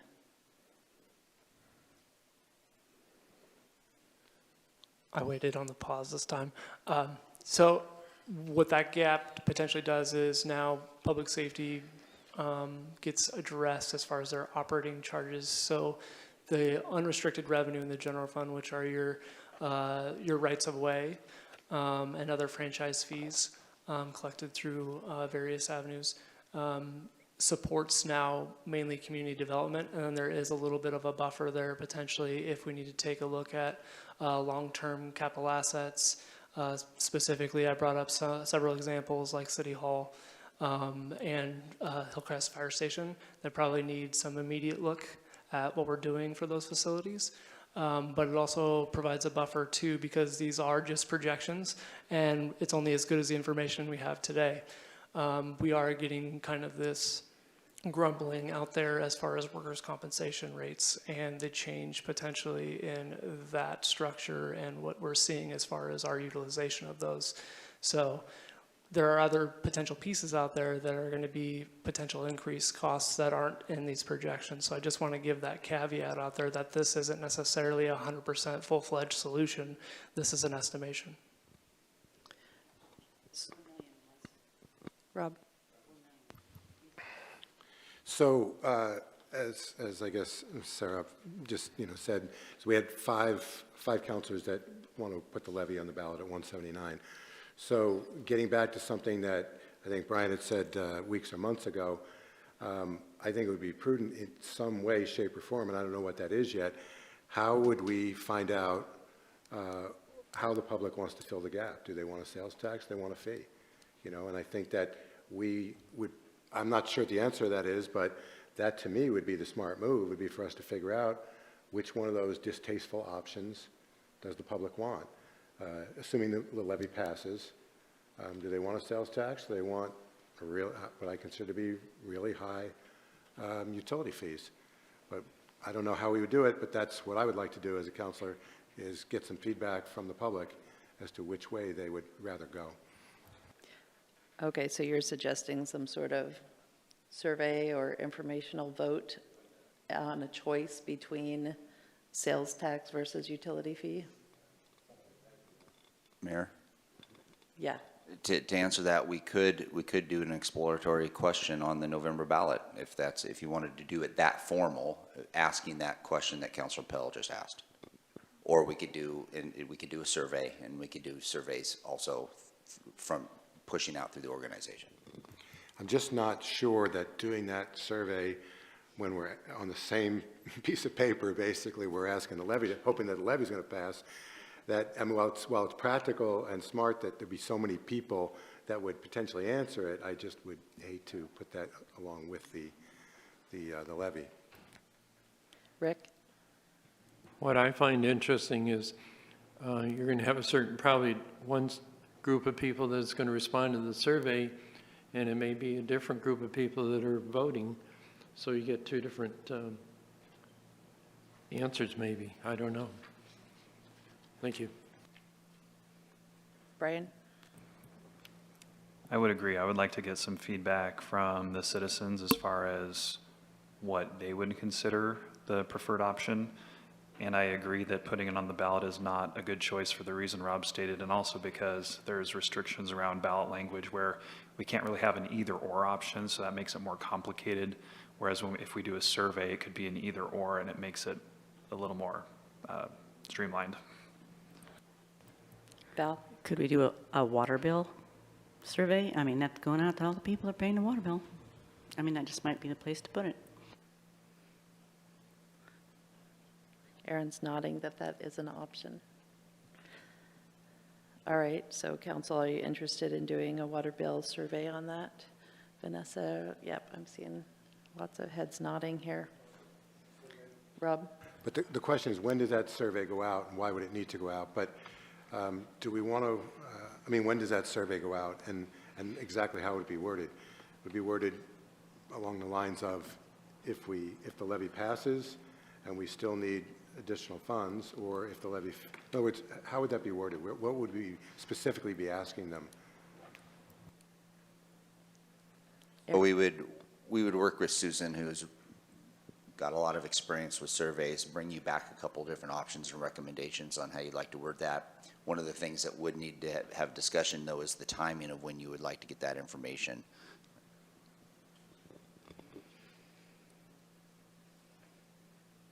Brian? Well, it certainly seems of the highest priority, so I would assume as soon as possible would be the timeline for that. And if possible, I would think the survey language, if possible, we could craft it without mentioning the levy at all, so it doesn't, so that's not a factor in the survey. The survey should be, would you prefer a utility fee or a sales tax? And there's going to need to be a little more detail as far as maybe the percentage of the sales tax, whether it's 2% or 3%, and what the utility amount would be. So those specifics need to be in there to get an accurate result. But I think we can do that without even talking about the levy, hopefully.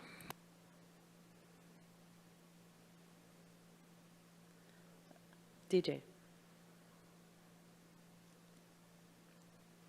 Yeah, I'm not in favor of putting together a survey and asking which, where, what. We are so far down the road on trying to solve this problem, and we're narrowly coming to a solution for this. We're a representative government representing people. I'm not in favor of going out on a survey. We need to make a decision. We need to establish the level of service for public safety. And we can talk all day about if one doesn't pass and one does pass and what do the people want and what about on the ballot. But I just think that's a totally silly endeavor. I think that this is showing a lack in strength of leadership in this council board, and we need to make decisions. We need to move forward in confidence. I'm not interested in this survey whatsoever. Thanks. Vanessa? I'm interested in the survey ASAP as well. All right, so that survey would be about whether people would prefer to pay through sales tax or utility fee. Rob? I mean, I think that people's knee-jerk reaction to such a survey would be, would be thinking, like, if I'm not on the dais, what I'd be thinking is, well, we already have a funding mechanism. We're doing the safety levy. So I don't see how we could do a survey without mentioning the levy and still have credibility. Because people would just assume that, well, I already pay that through my levy. And most people don't have any idea that there's a shortfall. I mean, the average person, why would they have any idea? They pay attention once every 4 years or every 2 years. So we've got to mention the levy, but I think that we need to say, for X, Y, and Z reasons, we need more money for public safety, whether it's inflation, whether it's Measure 110. I think those are two really appropriate and valid points to mention because they're both true and they're both credible. Because of these reasons, we need more than what the levy's bringing in. Which would you prefer? I would like to see some kind of survey like that. I think that, to address DJ's point, I think that we are all in agreement that the level of service, we're not really debating the level of service, we're just debating on how we're going to pay for it. I think we've all decided that one way or another, we're going to pay for it. Thank you. Okay, so at this point, we're looking at moving forward with $1.79 levy on the November ballot, a laddered utility fee being implemented sooner rather than later, and also a survey about sales tax versus utility fee if the levy fails. Okay. Does that seem reasonable to people? All right. Vanessa? Just a clarification on that last part. If the levy fails, would you mind restating that? I'm not following. Would that be for the survey saying, do you prefer these two? Well, yeah, because if the levy fails, then we've got a giant chunk of bucks we've got to come up with over and beyond the fee that we're going to tack on. And so if, in other words, if the public understands if the levy fails, we're still going to fund public safety, but we're giving you the option these are two options that we're giving you. If the levy fails, we're going to need a lot more money, and we're giving you the option. So that's what I think. I don't know that it should be worded if the levy fails. Let's say the levy passes and it's decided in 2025 that, small businesses, the downtown merchants say, this utility fee is onerous on us and, we've explored this option, we want to prefer it. Maybe it's an additional thing that the council decides to implement into the future. So maybe just not to shoehorn us, we shouldn't word it in that way. Yeah, it does seem like if there was a preference for the sales tax, even if the council implemented this initial stage of the utility fee, that you could swap it in the future for a different mechanism. Dwayne? So are we saying that we're only going to do one request for a levy at this November and when that's it? Is that what we're saying? Everybody's saying? We're not going to go in the spring if it fails, that either passes $1.79 this fall or we're doing one of the A or B. Is that what everybody's saying? That's a good question, but that is what I'm hearing, I guess, is that the council is committed to funding public safety and that voters have the option to do the $1.79 levy this fall. And if that doesn't happen, that the council would need to do something else to pay for public safety going forward, because if we wait until May, it will be too late. Any clarification on that? Rick? I like the idea if I would say the true story is presented in the survey, and it would mention the levy, what happens if it goes or doesn't go, and just explain to people how much the utility fee can raise, and if they're willing to consider other alternatives, which the alternative basically would be a sales tax. But I think a full picture presented in the survey would be, to me, a preferable way to go. Rob? So I'd like to hear from either JC or Aaron on this. So if we were to essentially start preparing for sales tax now, I don't necessarily see the disadvantage to offering the levy option in May. That doesn't slow us down any. In other words, if we're preparing for a sales tax that would be implemented in 18 months, 10 months from now, we can have a levy that actually is successful, and then we don't need the sales tax option necessarily. So I don't necessarily see why we would not put the levy back on the ballot in May, unless JC or Aaron can explain the disadvantage of that. By passing it in May, we'd still meet the timelines of it being passed and be able to start the collection. So that would be the positive. I think the concern would be if it failed and we did nothing to prepare, if you were truly wanting to do a sales tax, then we'd be behind a little bit. If we started preparing now as Yes. if, right, it would be the same thing. We would just have one more option in May if it passed. Correct. Right, thank you. Brian? Yeah, I don't think it's a foregone conclusion that if the levy fails in November that we can't go again in May. I think what Rob said is if we lay the groundwork for a sales tax now, just in case the levy fails twice, that would be the most prudent road. JC? Just going to add some information in contacting the city of Eugene way back when we looked at the payroll tax.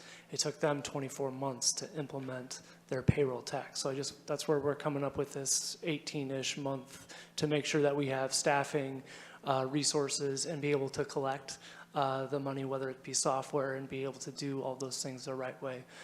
There have been instances in the recent past where the state has implemented a tax and it didn't have things set up to take the money.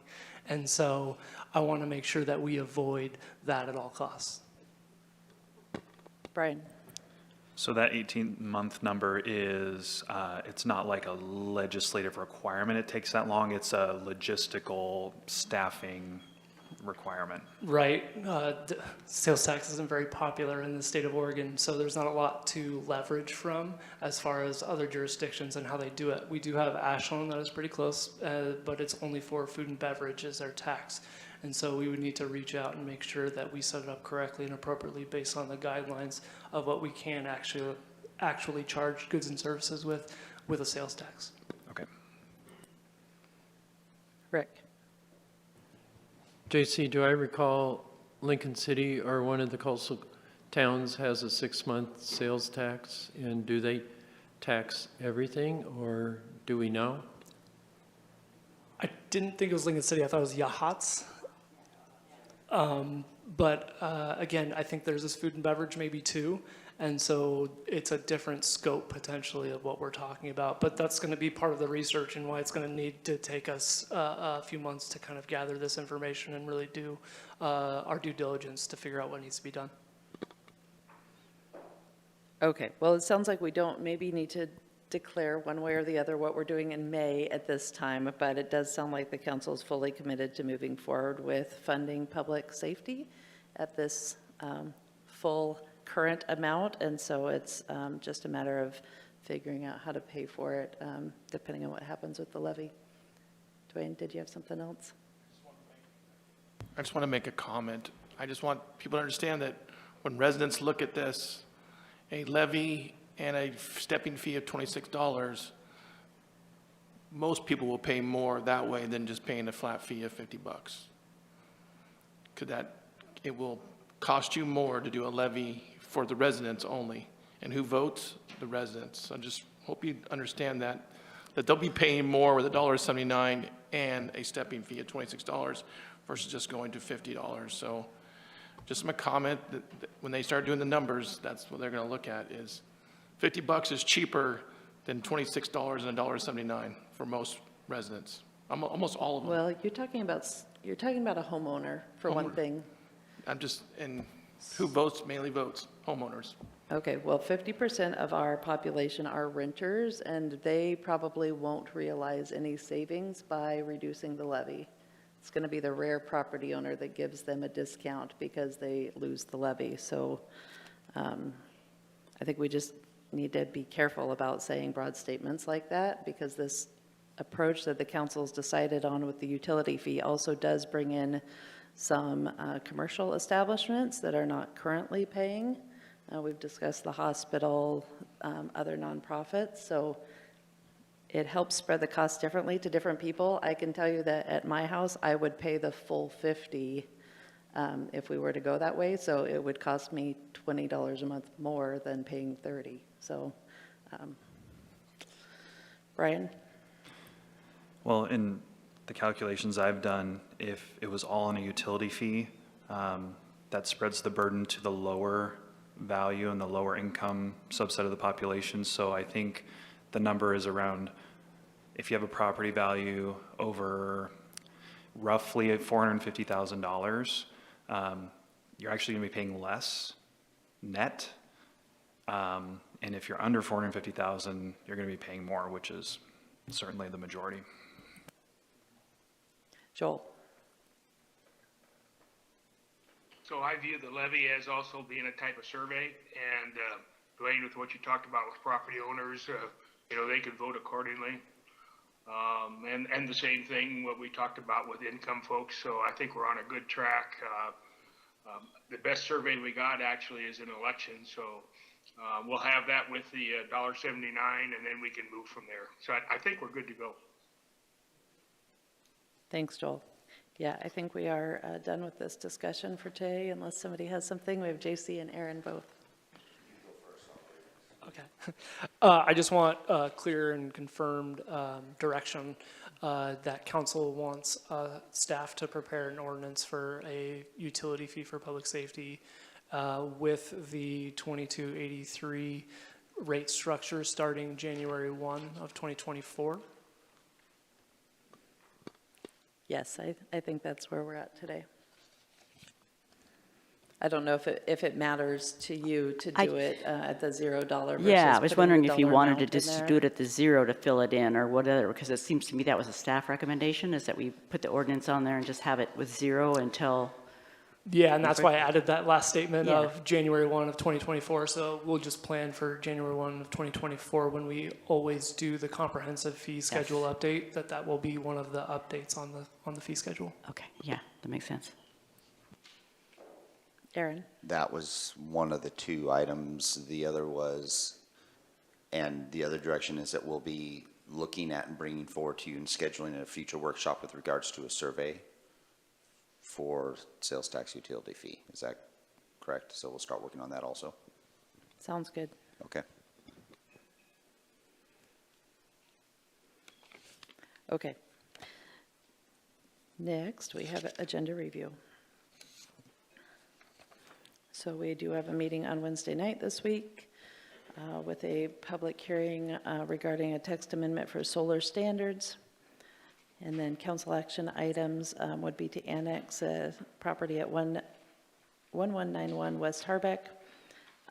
We have a discussion on the new ordinance that would add a section to the municipal code that would regulate food, water, food, clothing, needle distribution gatherings in the parks.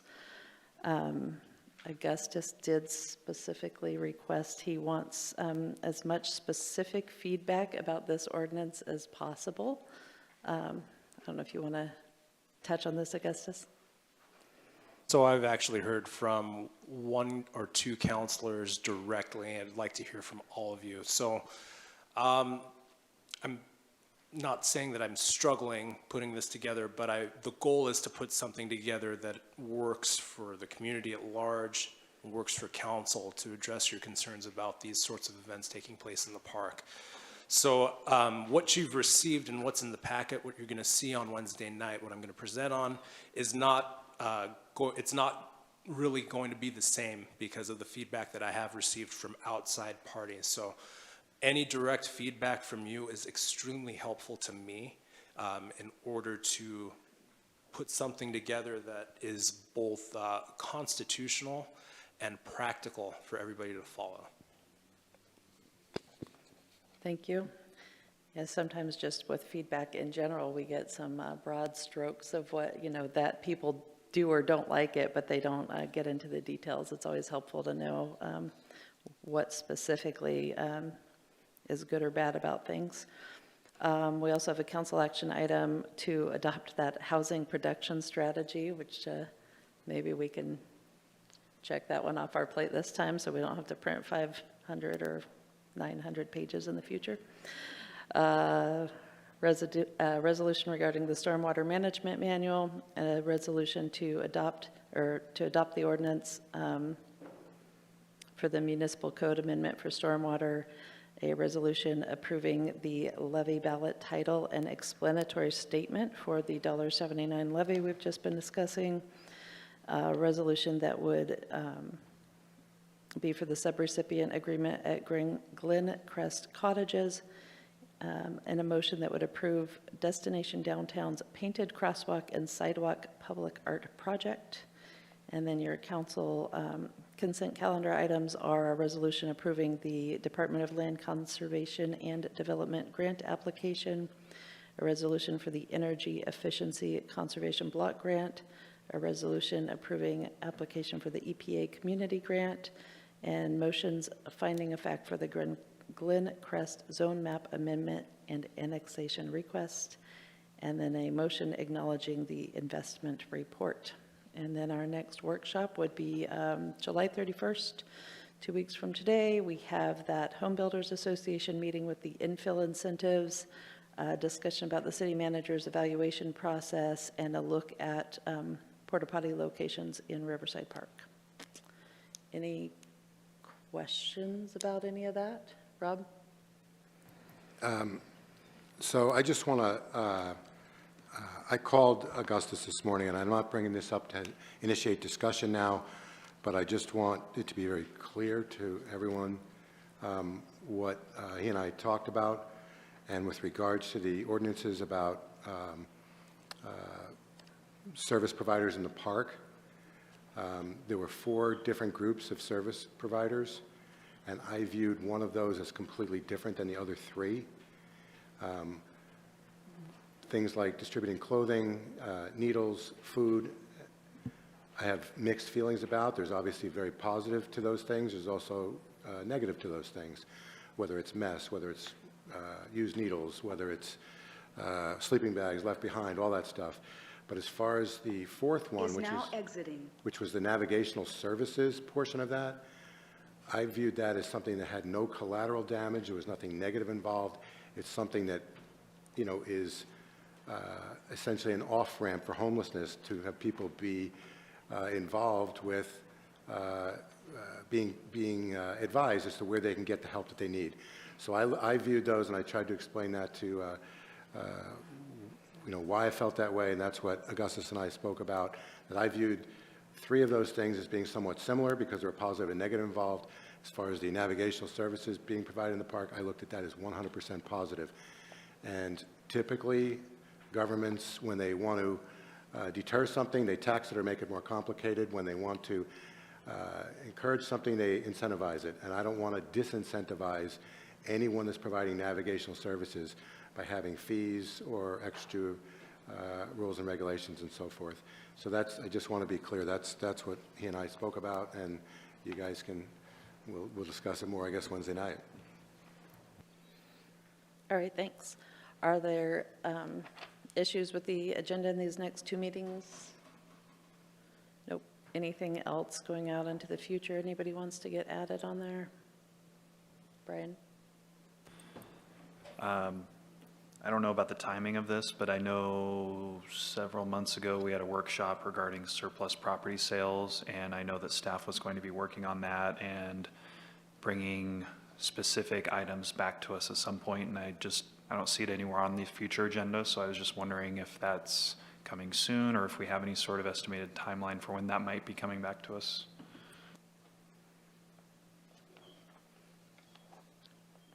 Yeah, we've been working on 3 in particular, which council decided at your last meeting on surplus property were your top, and that's the Starlight property that kind of bridges Starlight Sunset, and then Skyway out near Cathedral Hills, and then the 8th Street property, that small sliver one. So those are the 3 top priority ones for council. We've been making progress on those, and yeah, we can certainly provide you an update, whether that's through a memo or a workshop, and then, we can take the next step, if you'd like, on kind of getting the next tier of properties that you want to pursue. Okay, thank you. I'm just going to make a note. We can just add that to the back so that we don't forget to come back to it. Hi, Sarah, I had an item when people don't have their hand raised. Go ahead, Joel. We had a 1-star item under strategic planning, the urban forest management plan, and the tree committee has found a way to get that done. They got some talented individuals, so we're not ready for council review yet, but there'll be a urban tree management plan coming forth, and so we need to put it on the back of the agenda, and then when they get it ready and do the final edits on it, then we can schedule it. Okay, sounds good. Can you have them make a motion when they're ready to present that to us, and then it'll get in front of the council? I'd be honored to do so, Sarah. Thank you. Thanks, Joel. Anything further? Val? I know we just got a